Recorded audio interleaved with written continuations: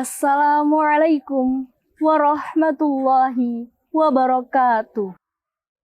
Innal hamdalillah nahmaduhu wa nasta'inuhu wa nastaghfiruh wa na'udzu billahi min syururi anfusina wa min sayyiati a'malina may yahdihillahu fala mudhillalah wa may yudlilhu fala hadiyalah. Asyhadu an la ilaha illallah wa asyhadu anna Muhammadan abduhu wa rasuluh la nabiyya ba'da. Pertama-tama, marilah kita panjatkan puji dan syukur kehadirat Allah Subhanahu wa Ta'ala. Karena berkat limpahan karunia dan rahmat-Nya lah kita semua dapat berkumpul pada hari ini pada acara ceramah Ramadan. Semoga keberkahan selalu melingkupi kita semua. Amin amin ya rabbal alamin. Salawat serta salam tak lupa kita limpahkan kepada Nabi besar Muhammad Sallallahu Alaihi Wasallam yang telah membawa dari zaman kegelapan menuju zaman yang terang benderang seperti saat ini. Para hadirin dan hadirat yang dirahmati Allah, izinkan saya pada kesempatan kali ini untuk mengingatkan diri saya pribadi dan juga para hadirin untuk mengingat tentang pentingnya menjaga hati. Tidak kita ragukan lagi bahwa manusia terdiri atas dua bagian, yaitu jiwa dan raga. Orang menyebutnya sebagai jasmani dan rohani. Kita banyak melihat di kehidupan nyata, banyak orang bersungguh-sungguh untuk memperbaiki dan menjaga jasmaninya. Dia berpikir keras bagaimana mengatur pola hidup yang baik dan sehat. Makan minumnya, pola tidurnya, bagaimana postur tubuhnya, dan bagaimana kekinclongan wajahnya. Dan apabila sakit, maka akan segera berpikir untuk meminum obat untuk memulihkannya. Jika tambah parah, maka akan berpikir untuk pergi ke dokter dan rela untuk ditusuk sana-sini demi menjaga kesehatan jasmaninya.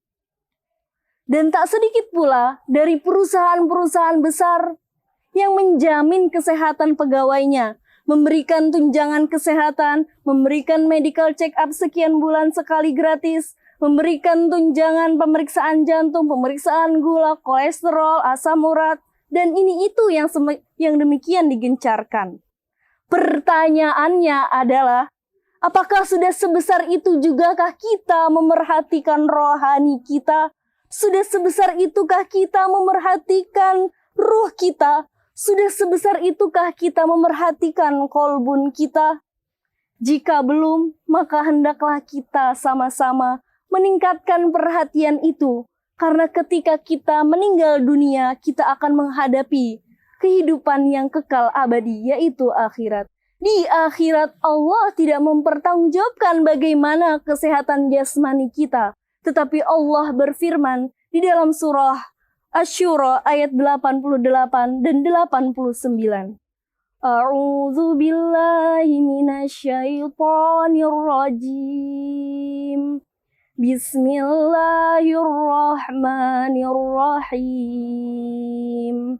Yauma la yanfa'u malu wala banun illa man atallaha biqalbin salim.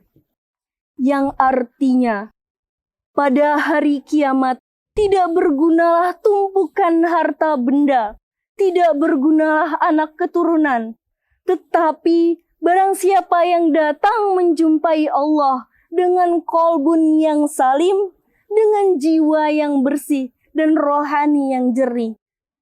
Dia jaga bukan hanya kesehatan jasmaninya, tetapi juga kesehatan rohaninya. Maka sudah sepatutnya pada kehidupan ini kita harus selalu menjaga hati kita agar tetap bersih.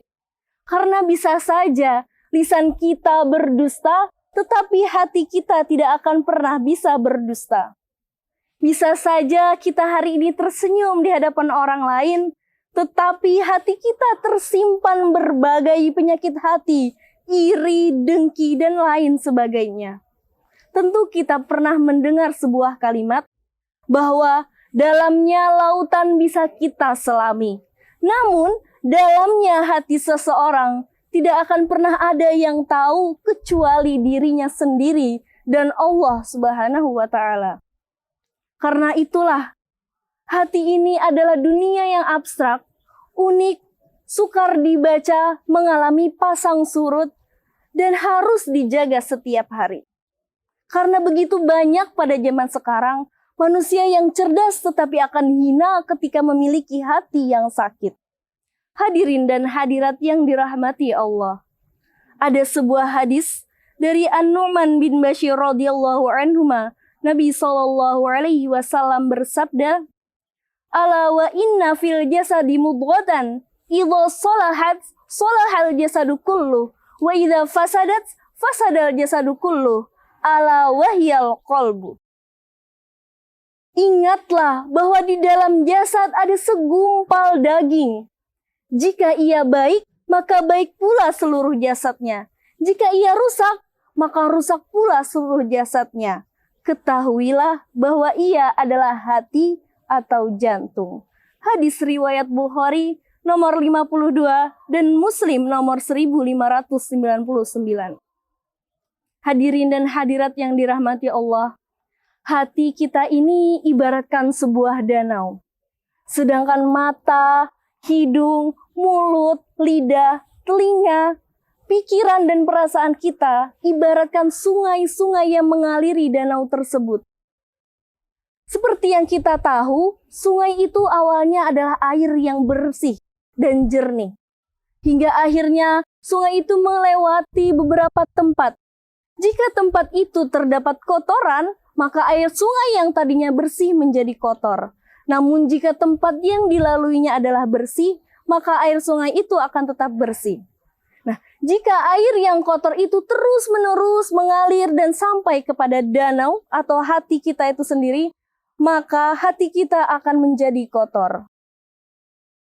Mungkin pada awalnya danau tidak memiliki efek apa-apa, tetapi jika terus-menerus membawa sebuah kotoran, maka danau itu pun akan menjadi kotor dan membawa hal-hal buruk yang terjadi.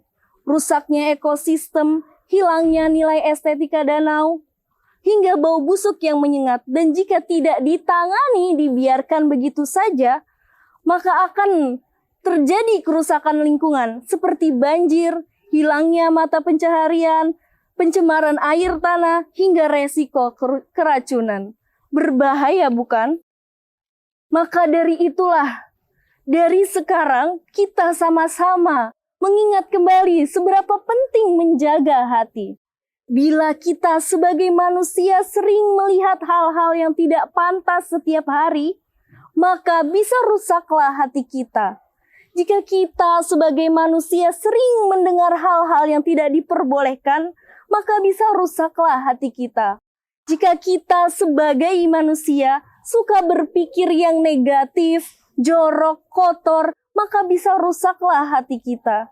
Jika kita sebagai manusia suka berprasangka jelek, maka bisa rusaklah hati kita. Jika kita sebagai manusia suka berbicara buruk, berbicara kasar, berbicara kotor, berbohong, maka bisa rusaklah hati kita. Bila kita suka memakan makanan yang haram, maka rusak jugalah hati kita. Bila kita suka mencuri, bertengkar, rusak pula hati kita.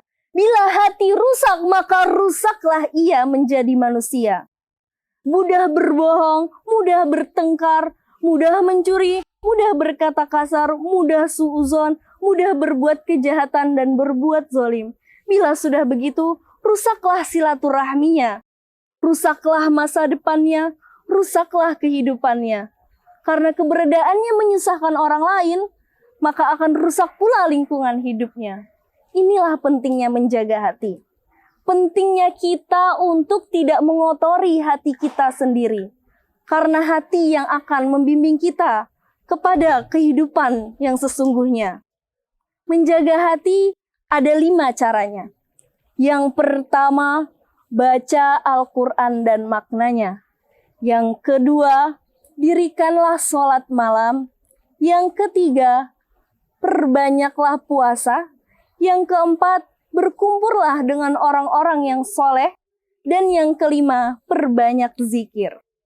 Di bulan suci inilah adalah momen yang tepat untuk kita memulai untuk menjaga hati kita. Memulai untuk konsisten menjaga hati kita.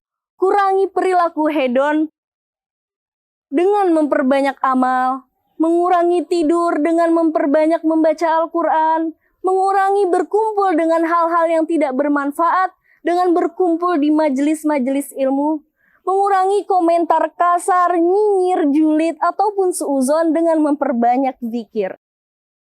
Mengurangi hal-hal buruk tentunya akan membersihkan hati kita. Memperbanyak berbuat kebaikan akan membuat hati kita semakin suci.